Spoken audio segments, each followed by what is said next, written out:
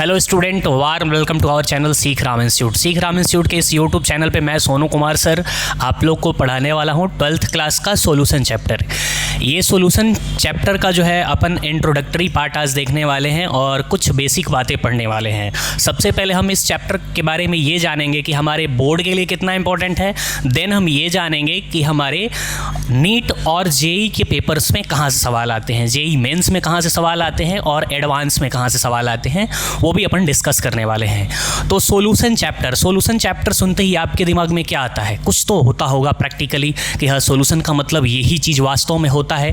तो सॉल्यूशन देखिए, आप सब जितने भी स्टूडेंट हो सबको चाय पीने की आदत होगी कहीं ना कहीं, तो अपन चाय से ही शुरू करते हैं दिन और आज अपना लेक्चर भी चाय से शुरू करते हैं। तो चाय देखा जाए तो क्या है, सॉल्यूशन है, उसमें 2-3 सॉल्यूट हैं और हमारा दूध क्या है, सॉल्वेंट है। मेनली अगर दूध वाला चाय आप बना रहे हो तो ठीक उसी प्रकार सॉल्यूशन में हम देखेंगे कि हमारा मेन पार्ट्स क्या है, क्या क्या पढ़ना है। तो इस चैप्टर में सबसे पहले हम देखेंगे कि हमारा इंट्रोडक्टरी पार्ट क्या है।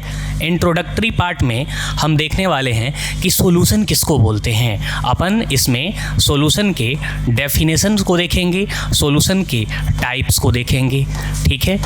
देन आता है हमारा कंसंट्रेशन टर्म, जो सबसे इम्पॉर्टेंट है और 11th क्लास में भी आप लोग पढ़ चुके होंगे कंसंट्रेशन टर्म के बारे में कि कंसंट्रेशन टर्म्स क्या होते हैं और उनके एप्लीकेशंस को देखेंगे कि इस चैप्टर्स में क्या उनके एप्लीकेशन हैं, ठीक है। थर्ड पार्ट में अपन देखने वाले हैं जो कि इस चैप्टर का बेस है, वो है लिक्विड सॉल्यूशन। सॉल्यूशन आपके 3 टाइप के होंगे, जिसमें इस चैप्टर में मेनली हम लिक्विड सॉल्यूशन पे फोकस करने वाले हैं। लिक्विड सॉल्यूशन में ही आप सॉल्यूशन के 3 टाइप देखोगे, ठीक है। और 3 टाइप में ही आपको आगे फिर पढ़ने को मिलेगा। एक मिलेगा आपको हेनरीज लॉ और दूसरा आपको मिलेगा रॉल्स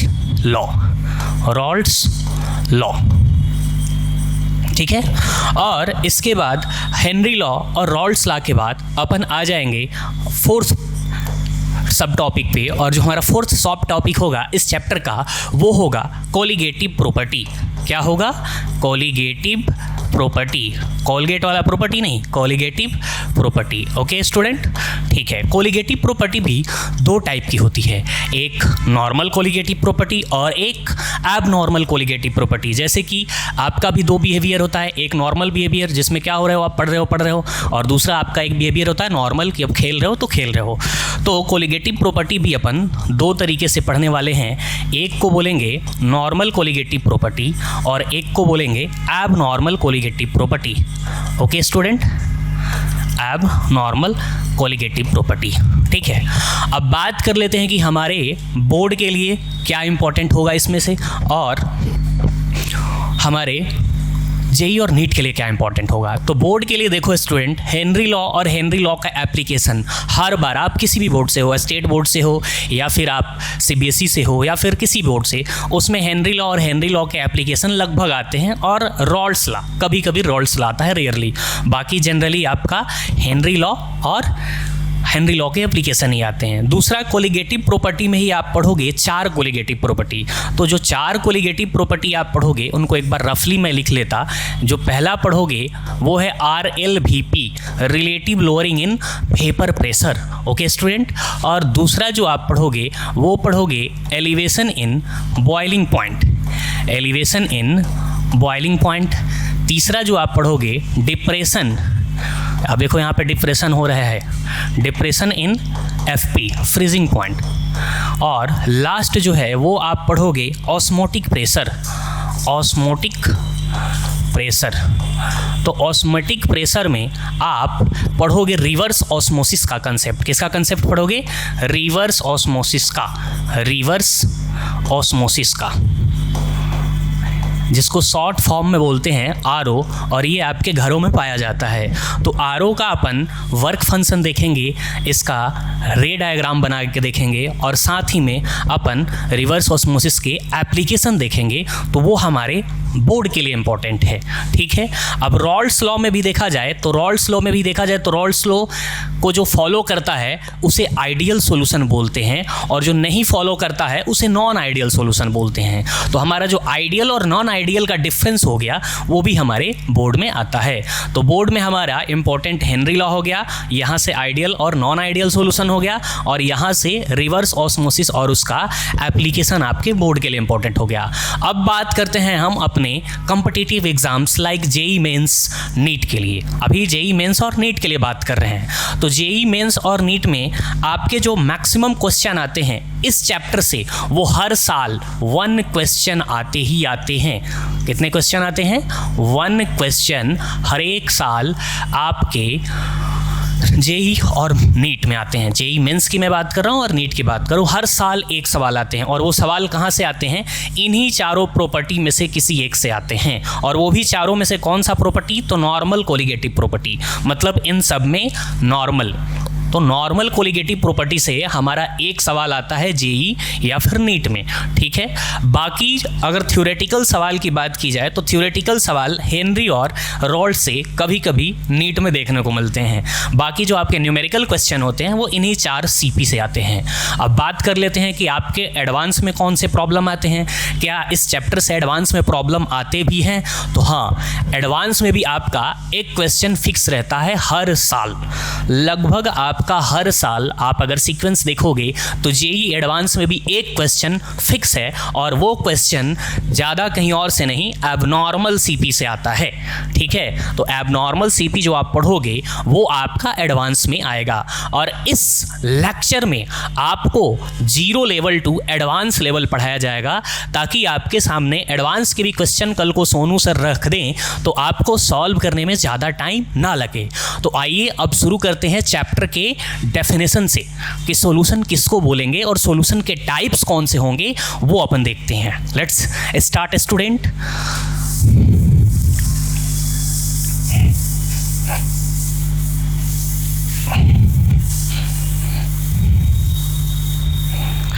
तो अपन सबसे पहले देखने वाले हैं सॉल्यूशन का डेफिनेशन, कि डेफिनेशन सॉल्यूशन का क्या हो सकता है, ठीक है, या सॉल्यूशन किसको बोलते हैं वो सबसे पहले जानेंगे। जिस चैप्टर के बारे में पढ़ने वाले हैं उस इंसान के बारे में जान लेते हैं कि ये सॉल्यूशन भाई साहब है कौन, ठीक है। तो definition, it is the homogeneous mixture of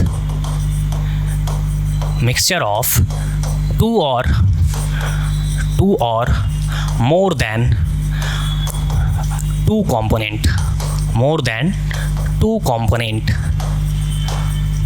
okay students, क्या डेफिनेशन है? It is the homogeneous mixture of 2 और मोर देन 2 कंपोनेंट्स। हमने क्या किया कि 2 कंपोनेंट को लिया और उन्हें मिला दिया। किस तरह मिलाया? होमोजेनिटी जिसमें मेंटेन हो। अब ये होमोजेनिटी क्या हो गया या होमोजीनियस वर्ड क्या हो गया? तो आप इसको एग्जाम्पल से समझो। आप जैसे मैंने शुरू ही किया था कि ये चैप्टर हमारा चाय से शुरू हो रहा है। तो चाय जब आप पीते हो तो चाय, मान लो चाय बना ही देते हैं, ये रहा कप, ठीक है, और ये कप में मान लो चाय यहाँ तक है, तो चाय आप यहाँ से सिप करो या चाय यहाँ से सिप करो या चाय यहाँ से सिप करो, तीनों ही पॉइंट में चाय सेम ही मीठी होगी। ऐसा कुछ नहीं कह सकते हो कि यहाँ पे थोड़ी मीठी कम थी, यहाँ पे थोड़ी मीठी ज़्यादा थी और यहाँ पे मीठी बहुत ज़्यादा है, ऐसा आप नहीं कह सकते हो। मतलब कि जो इसकी यूनिफॉर्मिटी है, पार्टिकल्स के मिक्सअप की यूनिफॉर्मिटी है, वो थ्रू आउट द मिक्सचर क्या है? सेम है। तो जब पार्टिकल के मिक्स होने की uniformity through out the mixture same हो तो उसे क्या कहते हैं? होमोजीनियस कहते हैं। तो सॉल्यूशन भी क्या होता है? 2 या 2 से अधिक कंपोनेंट का होमोजीनियस मिक्सचर होता है। क्या होता है? 2 या 2 से अधिक कंपोनेंट का होमोजीनियस मिक्सचर। ओके, तो ये चाय वाले कप को मिटा देता हूँ। जिसने पी ली अच्छी बात है, नहीं पी तो बहुत अच्छी बात है, ठीक है। तो यहाँ पे होमोजीनियस वर्ड को थोड़ा देख लो, होमोजीनियस, ठीक है, ये भी जीनियस है, देखो आप लोगों की तरह। तो होमोजीनियस क्या होता है कि when uniformity of the particles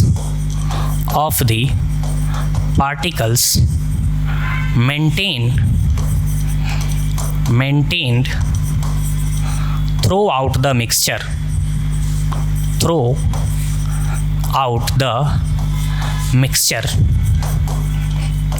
अगर आपके मिक्सचर में पूरी तरह होमोजेनिटी यूनिफॉर्मली डिस्ट्रीब्यूट हो या पार्टिकल्स एकदम अच्छे से मिल गए हों, मतलब कि आप उन्हें फिजिकल मेथड के द्वारा सेपरेट नहीं कर सकते हो, उसे ही क्या कहते हैं कि पूरे सॉल्यूशन में यूनिफॉर्मिटी पार्टिकल्स का मेंटेन है, या मिक्सचर में पार्टिकल्स का यूनिफॉर्मिटी क्या है, मेंटेन है। ओके, तो हमारा डेफिनेशन क्लियर हो गया कि it is the homogeneous mixture of two और more than two component. Okay student, अब बात करते हैं कि टाइप्स ऑफ सॉल्यूशन क्या क्या होते हैं। ओके, तो टाइप्स ऑफ सॉल्यूशन पे आ जाते हैं अपन।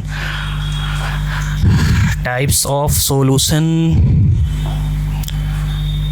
सॉरी एक सेकेंड, टाइप ऑफ सॉल्यूशन पे अब आ जा रहे हैं। अगला हमारा सब टॉपिक होगा वो होगा types of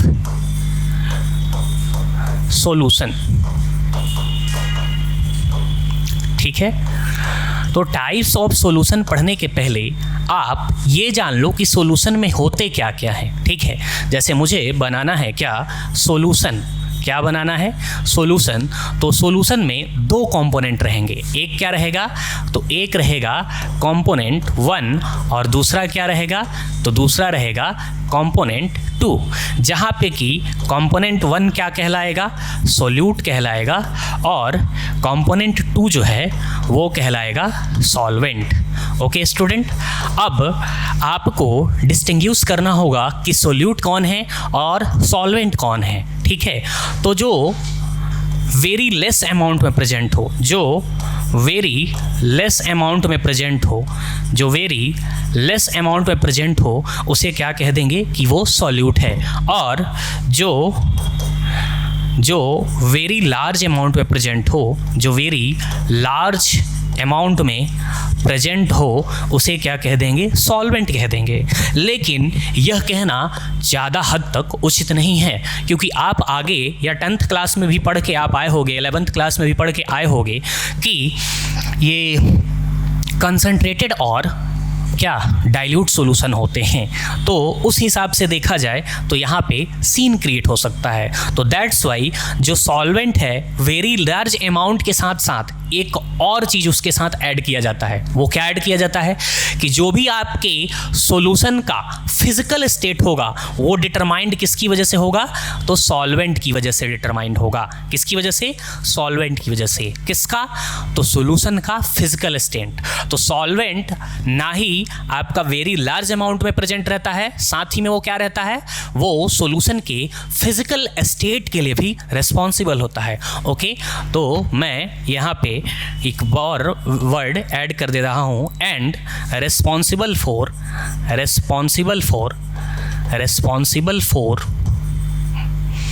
physical state of the solution. Okay student, तो आपको सोल्यूट और सॉल्वेंट में डिफरेंस क्लियर हो गया होगा। क्या डिफरेंस है कि कंपोनेंट 1 को हमने बोल दिया सोल्यूट, और थ्रू आउट द चैप्टर अगर कहीं हमने बोला कंपोनेंट 1 तो आपको मान के चलना है कि सर ने सोल्यूट के लिए बोला है, यदि कंपोनेंट 2 बोला तो सॉल्वेंट के लिए बोला है। ठीक है, ऐसा अपन एज्यूम करके चल रहे हैं। आपकी अगर इच्छा हो कि नहीं मैं कंपोनेंट 1 सॉल्वेंट को मान लूँ, देन आप फ्री हो, आप मान सकते हो।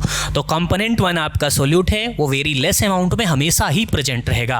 कंपोनेंट 2 आपका क्या है, सॉल्वेंट है, और वो हमेशा वेरी लार्ज अमाउंट में प्रेजेंट रहेगा, और साथ ही सॉल्यूशन के फिजिकल स्टेट के लिए भी रिस्पॉन्सिबल होगा। ओके स्टूडेंट, तो आओ अब अपन टाइप्स ऑफ सॉल्यूशन पे विचार करते हैं। ठीक है, कि टाइप्स ऑफ सॉल्यूशन कितने आपके होंगे।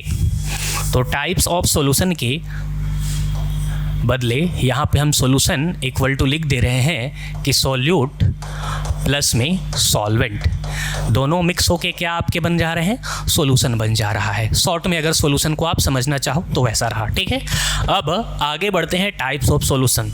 तो हम सबसे पहला देखते हैं टाइप, और वो है लिक्विड सॉल्यूशन।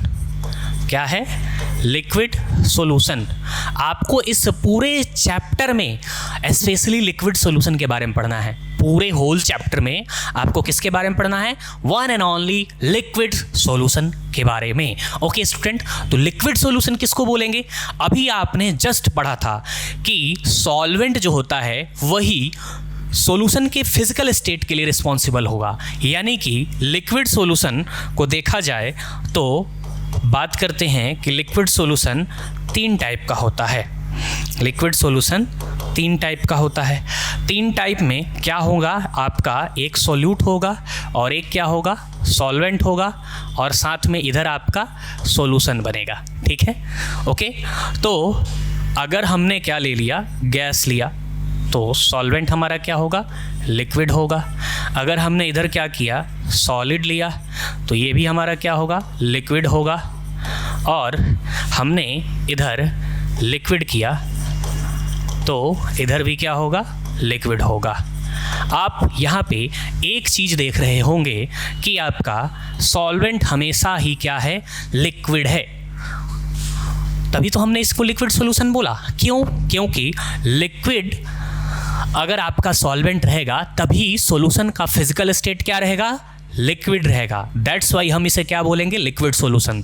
तो यदि हमने लिक्विड सॉल्यूशन बोल दिया तो आपको एक चीज मान के चलना है कि हमेशा ही सॉल्वेंट क्या होगा? लिक्विड ही होगा। यदि हमने आपसे बोल दिया सॉलिड सॉल्यूशन तो सॉल्वेंट हमेशा क्या होगा? सॉलिड ही होगा। यदि हमने आपसे बोल दिया गैसियस सॉल्यूशन, यानी कि सॉल्वेंट उसका क्या होगा? हमेशा गैसियस ही होगा। क्लियर है स्टूडेंट? तो लिक्विड सॉल्यूशन 3 टाइप के हुए। पहले को क्या बोल देंगे? Gaseous liquid solution, solid liquid solution, और तीसरे को लिक्विड लिक्विड सॉल्यूशन। आपको इस चैप्टर में जो सबसे ज़्यादा पढ़ना है वो है लिक्विड लिक्विड सॉल्यूशन। ठीक है, इसी पे हेनरी लॉ आएगा, इसी पे रॉल्ड्स का आएंगे आपको रॉल्ड्स लॉ समझाने। ओके स्टूडेंट, तो ये हो गया लिक्विड सॉल्यूशन। ठीक है, अब दूसरा हम देखते हैं। लिक्विड सॉल्यूशन के बाद हमारा आ जाएगा गैसियस सॉल्यूशन। क्या? कौन सा सॉल्यूशन? Gaseous solution. तो ये भी 3 टाइप के हो गए, 1 2 और 3। अब ये 3 कौन कौन से हुए? तो इधर आप बस सॉल्यूट को रख दो और इधर आप सॉल्वेंट को रख दो। अब ये सॉल्यूट में क्या क्या आप रख सकते हो? तो तीनों में से किसी को रख दो, लेकिन आप सॉल्वेंट किसको रखोगे? तो गैस ही रखोगे। क्यों? क्योंकि गैसियस सॉल्यूशन कब बनेगा? जब आपका सॉल्वेंट का फिजिकल स्टेट कैसा होगा? गैसियस होगा। ओके स्टूडेंट, तो इधर लिख देते हैं गैस गैस गैस, और इधर क्या कर लेंगे? Gas, solid and liquid. Clear है स्टूडेंट? Gas, solid, liquid. अपन को इनके बारे में उतना डिटेल इस चैप्टर में नहीं पढ़ना है। आपको इनके बारे में डिटेल में पढ़ना था गैसियस स्टेट चैप्टर में, जो कि अब आपके मेंस के सिलेबस और नीट के सिलेबस से रिमूव हो चुका है। ठीक है, तो यहाँ पे आपने सीक्वेंस क्या देखा कि आपका सॉल्वेंट क्या है? गैस गैस गैस है। ओके, दैट्स वाई हमने उसको क्या बोल दिया? गैसियस सॉल्यूशन बोल दिया। अब हम बात कर लेते हैं लास्ट वाले की, और लास्ट वाला आपका क्या होगा? तो लास्ट आपका बचा solid solution. Okay student, solid solution.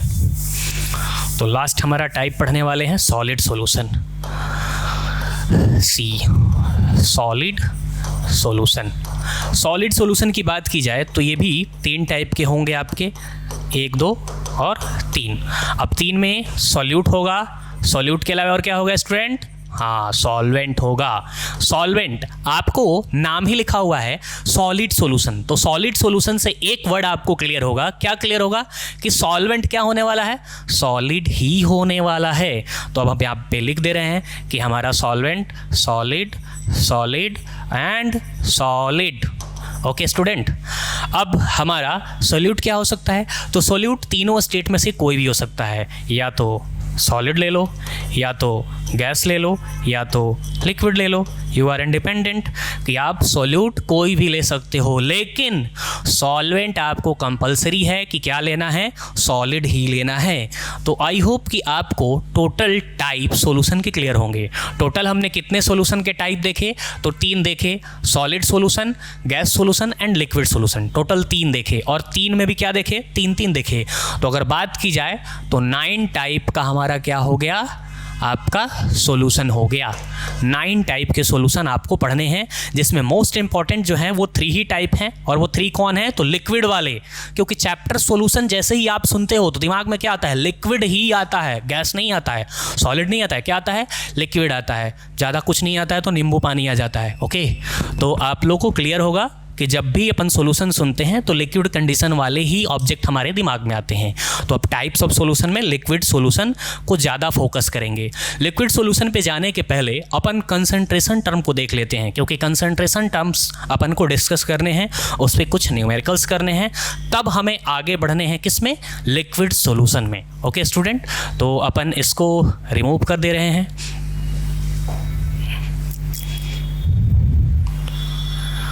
अब अपन देखने वाले हैं सम कंसंट्रेशन टर्म्स। सम कंसंट्रेशंस टर्म्स।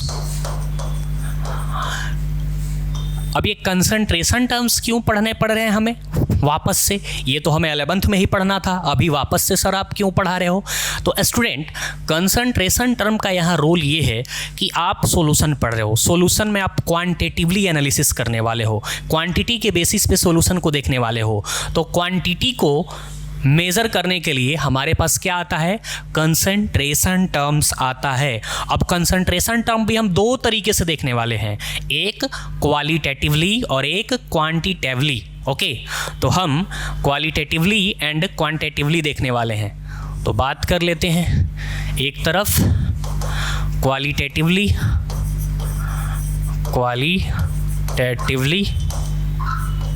और एक तरफ क्वांटिटेटिवली।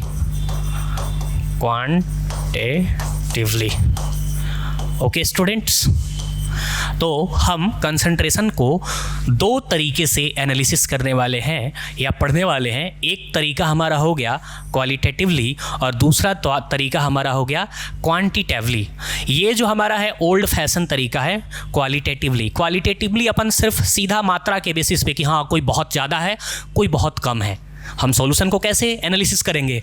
क्वालिटेटिवली बेसिस पे कि सॉल्यूशन कोई बहुत ज़्यादा है, कोई का कंसंट्रेशन बहुत कम है। तो बहुत ज़्यादा या बहुत कम, इस पे अपन ने क्या पढ़ा था? इस पे अपन ने पढ़ा था कि कंसंट्रेशन टर्म 2 टाइप के होंगे। कौन कौन से? तो एक आपका होगा कंसंट्रेटेड और दूसरा क्या होगा? डाइल्यूट। तो सॉल्यूशन के लिए यहाँ पे आप 2 टाइप के कंसंट्रेशन टर्म पढ़ोगे। एक पढ़ोगे कंसंट्रेटेड और एक पढ़ोगे डाइल्यूट। ठीक है, डाइल्यूट में क्या होता है कि आपका सॉल्वेंट बहुत ज़्यादा होता है, सोल्यूट बहुत कम होता है। और कंसंट्रेटेड में क्या होता है? सोल्यूट बहुत ज़्यादा होता है in comparison of solvent. Okay, तो ये आप लोग बहुत पहले से पढ़ते आ रहे हो कि concentrated solution, dilute solution, concentrated solution, dilute solution. Dilute